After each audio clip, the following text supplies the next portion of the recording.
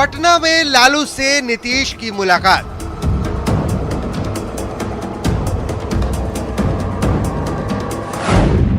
नीतीश ने पकड़ा लालू का हाथ।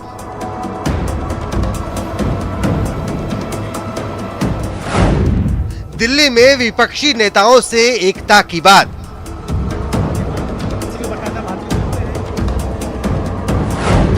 क्या नीतीश को मिलेगा राहुल का साथ?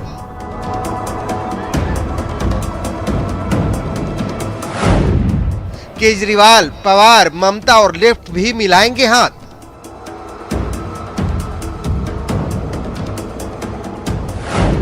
मिशन दिल्ली पर नीतीश कुमार। न्यूज 18 बिहार झारखंड पर महा कवरेज लगातार। चलिए सबसे पहले बात नीतीश के ताबड़तोड़ मुलाकातों की करते हैं। तो नीतीश कुमार अगले 3 दिनों तक दिल्ली में रहेंगे और इस दौरान वो विपक्ष के कई नेताओं से मुलाकात करेंगे।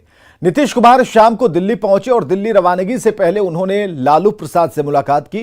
दिल्ली आने के बाद सबसे पहले नीतीश कुमार ने राहुल गांधी से मुलाकात की है।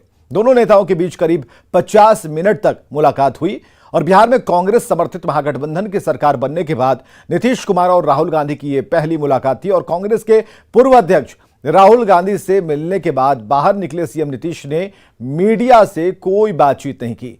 राहुल गांधी से मुलाकात के बाद नीतीश कुमार ने कर्नाटक के पूर्व सीएम कुमारस्वामी से मुलाकात की और मुलाकात की 3 तस्वीरें हम आपको दिखा रहे हैं।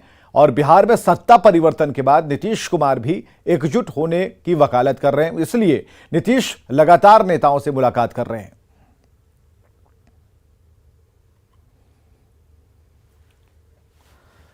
खबर समझिए, नीतीश कुमार अगले 2 दिन तक दिल्ली में विपक्षी एकता को मजबूती देने के लिए कई और नेताओं से मुलाकात करेंगे और आज ही उनकी मुलाकात कांग्रेस के पूर्व अध्यक्ष राहुल गांधी और पूर्व प्रधानमंत्री एचडी देवेगौड़ा से उनकी हुई है।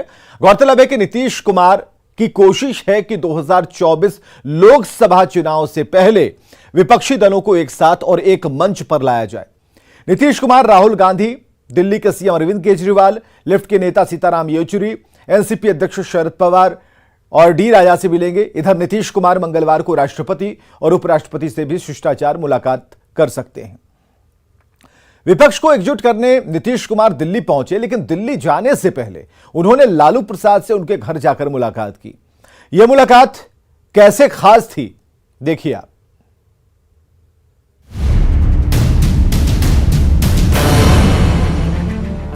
दिल्ली रवानगी से पहले मुख्यमंत्री नीतीश कुमार ने लालू यादव से उनके घर जाकर मुलाकात की। मुलाकात के दौरान दोनों नेता बेहद सरल और सधे हुए दिखे। लालू से मुलाकात के दौरान राबड़ी देवी और तेजस्वी यादव भी मौजूद रहे। मुलाकात के बाद जब नीतीश कुमार बाहर निकले तो लालू भी बाहर तक छोड़ने आए। दोनों नेताओं ने हाथ जोड़कर एक दूसरे को संबल दिया। दिल्ली जाने से पहले नीतीश कुमार और लालू की ये मुलाकात बेहद अहम है। माना जा रहा है कि इस मुलाकात के दौरान विपक्षी एकजुटता के फॉर्मूले पर नीतीश कुमार ने लालू यादव से गुरु मंत्र लिया। बात क्या है? हमारी इनकी बातचीत क्या, हम लोग तो एक ही विचार के हैं। ना वो एक ही बात, हम लोगों का आपस का राय एक ही है और वही सब चीज के लिए हम भी जा रहे हैं दिल्ली। सब लोगों से मुलाकात होगी, वही सब बात है कि हम लोगों की तो एक ही ना है, इसलिए आपस का तो बातचीत हमेशा रहना है ना। कि कहीं भी कोई बात है वैसे ही ऐसे ही आ रहा है। नीतीश कुमार 7 सितंबर तक दिल्ली में रहेंगे। 2024 लोकसभा चुनाव के मद्देनजर विपक्ष को एक मंच पर लाने का प्रयास करेंगे। उसी मिशन के तहत नीतीश कुमार का दिल्ली प्लान है।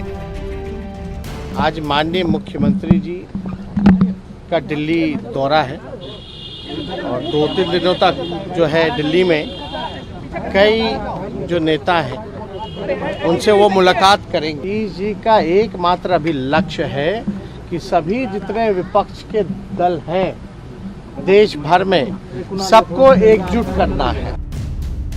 दरअसल 2024 लोकसभा चुनाव में बीजेपी को मात देने के लिए देश भर में विपक्षी दलों को एकजुट करने का बीड़ा नीतीश कुमार ने उठाया है। इसी मकसद से नीतीश का ये दिल्ली दौरा खास है।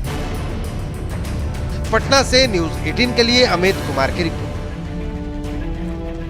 खबर समझिए कि नीतीश की राह में कितने रोड़े हैं। कांग्रेस सिर्फ राहुल गांधी को अपना नेता मानती है और राहुल गांधी 7 सितंबर से भारत जोड़ो यात्रा शुरू करने वाले हैं। कश्मीर से कन्याकुमारी तक चलने वाली ये यात्रा 5 महीने में पूरी होगी और पार्टी इसे 2024 के लोकसभा चुनाव की तैयारी के तौर पर देख रही है। अखिलेश यादव ने तीसरे नेतृत्व का राग अलापा है। पश्चिम बंगाल की सीएम ममता बनर्जी ने अपने पत्ते नहीं खोले हैं। ममता की नजर भी 2024 में पीएम की कुर्सी पर है।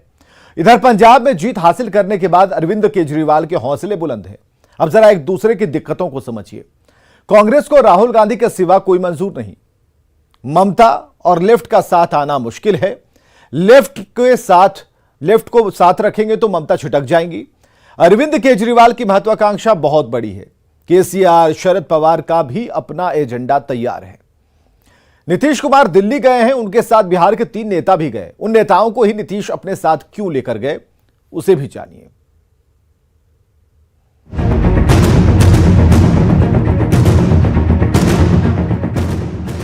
हम लोगों का हमारा कोई दावा नहीं, हमारी इच्छा यही है कि सब एक क्या बीजेपी के लिए अपना जो बातचीत करना नहीं, लेकिन एकजुट होकर आपका नाम प्रस्ताव में अगर आगे आया तो आप रिस्पॉन्सिबिलिटी लेंगे के बारे में तो आप आगे कर लो।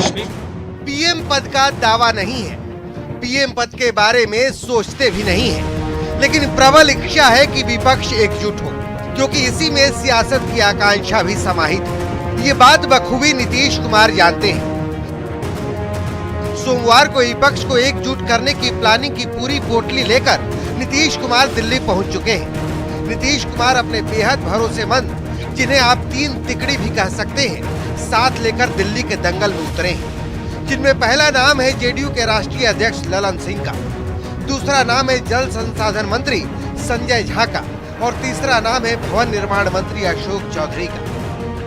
बिहार में आरजेडी के साथ जो नया समीकरण बना है उसमें बड़ी भूमिका ललन सिंह की है। ललन सिंह जेडीयू के राष्ट्रीय अध्यक्ष हैं।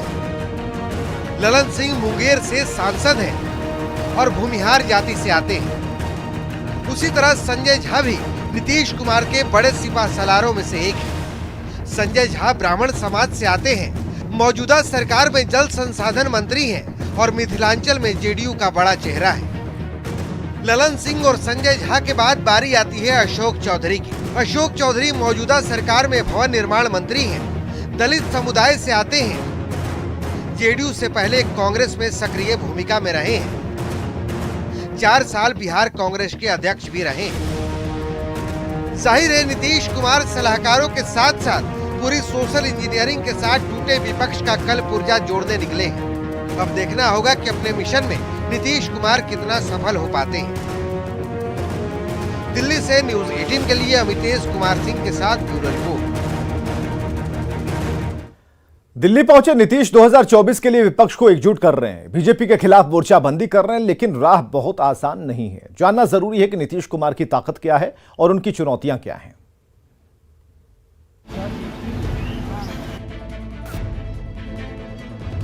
आपको प्रधानमंत्री उम्मीदवार की बात चल रही है सर, राहुल जी को आप नीतीश कुमार देश की सियासत का ऐसा चेहरा है जिन्होंने 8 बार बिहार के मुख्यमंत्री पद की शपथ ली।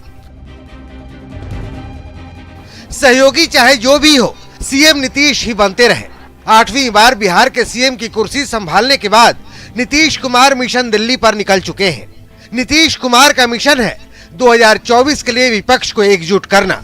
सवाल है कि नीतीश के पास वो कौन सी शक्ति है जिसकी बदौलत वो विपक्ष को एकजुट करने निकले हैं। तो आइए पहले जान लेते हैं नीतीश कुमार की ताकत।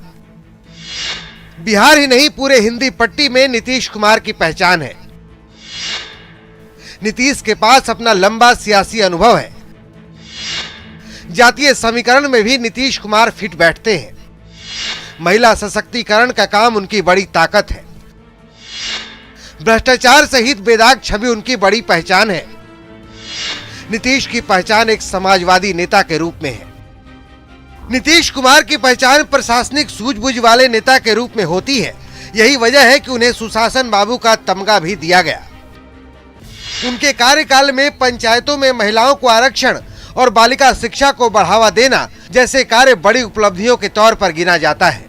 यानी नीतीश कुमार देश के सबसे ज्यादा अनुभवी मुख्यमंत्रियों में से एक है। फिर भी 2024 में पीएम नरेंद्र मोदी को चुनौती देना इतना आसान नहीं है। अब आप जानिए कि नीतीश कुमार की चुनौतियां क्या क्या है। मोदी को चुनौती देना बिल्कुल आसान नहीं है। नरेंद्र मोदी के साथ अमित शाह, जेपी नड्डा जैसे रणनीतिकार हैं। पीएम मोदी की party BJP Akhil Bharatiya party है। जेडीयू का जनाधार वाली पार्टी बनना अभी बाकी है। बिहार में जेडीयू तीसरे नंबर की पार्टी है। अरुणाचल, मणिपुर में अपने विधायकों ने धोखा दिया। बिहार में सहयोगी कांग्रेस ही बनी बाधा, क्योंकि कांग्रेस को राहुल गांधी के सिवा कोई मंजूर नहीं। ममता की चुनौती से निपटना आसान नहीं होगा, क्योंकि ममता और लेफ्ट का साथ आना मुश्किल है। लेफ्ट के साथ रखेंगे तो ममता छिटक जाएंगी। अरविंद केजरीवाल की महत्वाकांक्षा भी बहुत बड़ी है। केसीआर, पवार का अपना एजेंडा है। नवीन पटनायक का साथ मिलना मुश्किल है। मतलब नीतीश कुमार के लिए 2024 की राह में कई रोड़े हैं। अब ये उन पर है कि वो कैसे रोड़ों के बीच रास्ता बनाते हैं। Bureau report, news 18 network.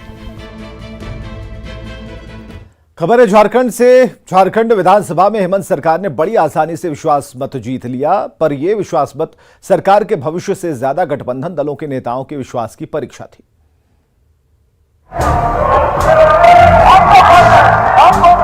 पिछले कई दिनों से चल रही राजनीतिक उठापटक के बीच हेमंत सरकार ने झारखंड विधानसभा में विश्वास मत हासिल कर लिया। इसके लिए बुलाए गए एक दिन के विशेष सत्र में मुख्यमंत्री हेमंत सोरेन ने विपक्ष पर जोरदार हमला बोला। इनको हम अपने काम और अपने उपलब्धियों के बदौलत इनको कुचलेंगे, इनके मंसूबे को कुचलेंगे और भारतीय जनता पार्टियों के विचारों को भी कुचलेंगे। मुख्यमंत्री हेमंत सोरेन के भाषण के बाद संसदीय कार्य मंत्री आलमगीर आलम ने विश्वास मत प्रस्ताव के पक्ष और विपक्ष में मत विभाजन कराने की अपील की, जिसे झारखंड विधानसभा अध्यक्ष रविंद्रनाथ महतो ने स्वीकार कर लिया। इस प्रस्ताव पर विनिष्ठय माननीय सदस्यों को अपने अपने स्थान पर खड़े होकर मत विभाजन के माध्यम से होगा।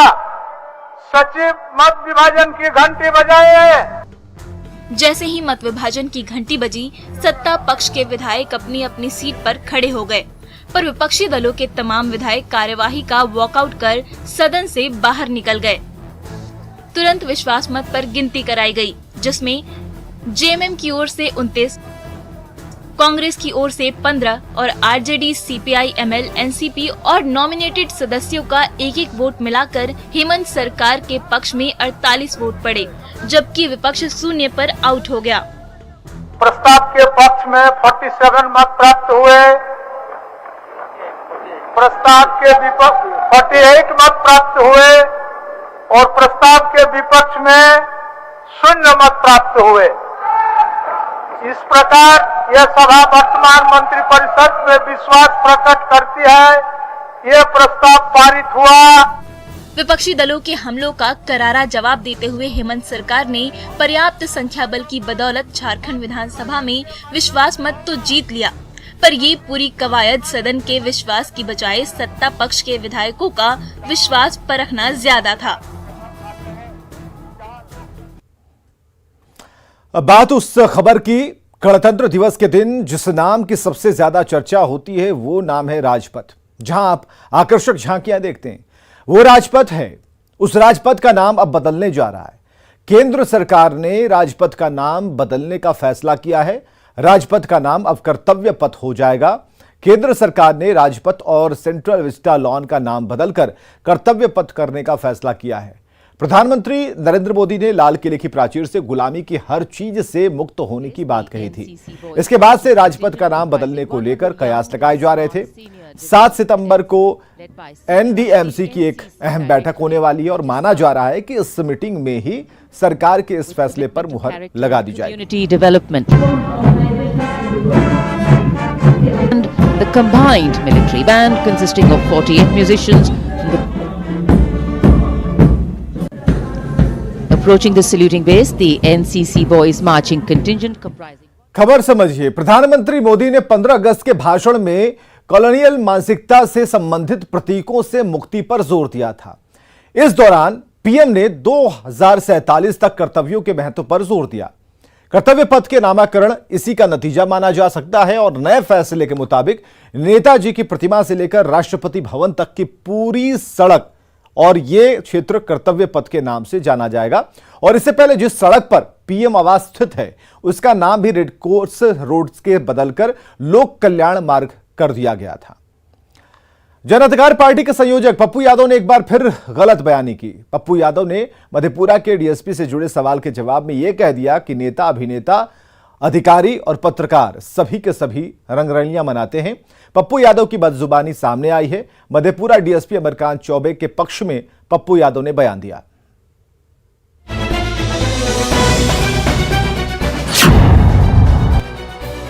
सर सब एक ही है, सब सब सब सब सब।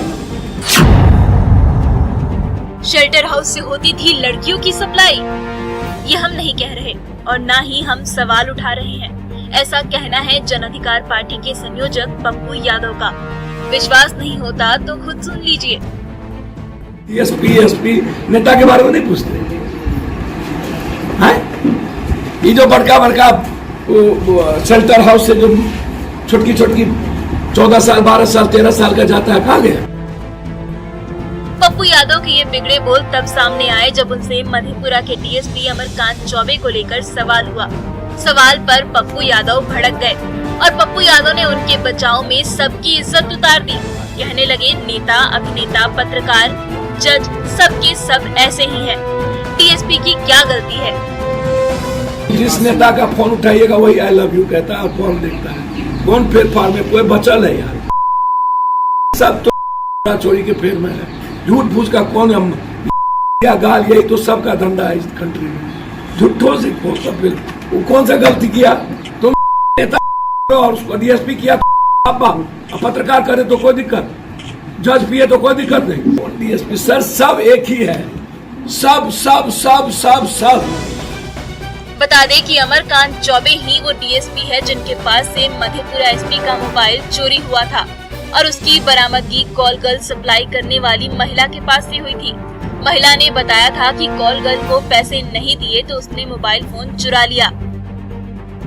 हालांकि बाद में न्यूज 18 से बातचीत करते हुए पप्पू यादव ने कहा कि वो अमरकांत चौबे का बचाव नहीं करते, उन्हें जो सजा देना हो दिया जाए। लेकिन सवाल है कि क्या डीएसपी के बचाव में सभी को गलत कहना ठीक है? न्यूज 18 के लिए पूर्णिया से कुमार प्रवीण के साथ ब्यूरो रिपोर्ट। बिहार में नदियां उफान पर हैं और ऐसे में जरूरी काम निपटाने के लिए लोग जान जोखिम में डालकर उफनती धारा में नाव की सवारी कर रहे हैं। लेकिन इस दौरान लापरवाही खूब देखने को मिल रही। नाव में ओवरलोडिंग हर दिन की कहानी है और हालात ये हैं कि रविवार को हुए हादसे के बाद भी लोग नहीं संभल रहे।